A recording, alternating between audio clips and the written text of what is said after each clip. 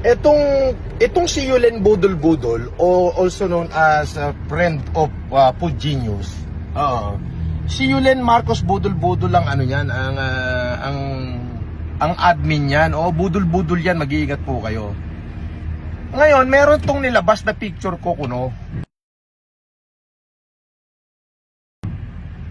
Picture ko kuno. Itinabi pa yung picture ko din do sa regional director ng region to, si General Marallag. Bakit nyo laging idinidikit ang pagmumukha ko dyan sa lintik na general na yan?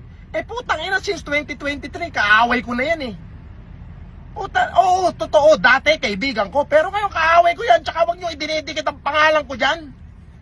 Unang-una, wala akong pakialam dyan sa general na yan. Kalaban ko yan gusto mo, hamunin mo, suntukan kaming dalawa, pwede lang ako dyan. Huwag nyo idinidikit ang pangalan ko dyan dahil hindi ko kailangan ng pulis.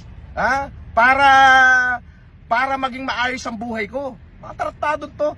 Ikaw, Prince of Food Genius, ikaw Yulen Budol, umuwi ka lang ng Pilipinas, babalatan kita. Lahat na dinamay nyo na. Si SU, Mar Rojas, ano pa ba? Manny Pacquiao, lahat na, pinagdadabay nyo na. Ngayon, idinidikit nyo yung pangalan ko dyan sa kay Tony, kay Marallag. Hindi ko naman kailangan yan. Actually, 2023 pala, kaaway ko na yan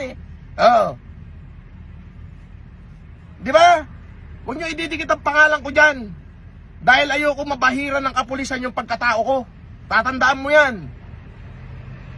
Kaaway ko na yan 2023 pa lang Tapos panayandikit nyo sa... Ilayo nyo yung pagmumukha niya sa pagmumukha ko. Okay? Mas pogi ako dyan.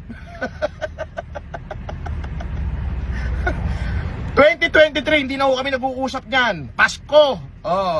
Pasko, magkagalit kami yan. Kaya wag nyo ididikit ang pangalan ko dyan. At saka kung mag-e-edit kayo ng litrato, galingan nyo naman, bakit full-fledged colonel yung isang uniforme, tapos yung isa general? Tanga. Food Genius, magsumbong ka kay Marallag, pagbuhulin ko pa kayong dalawa.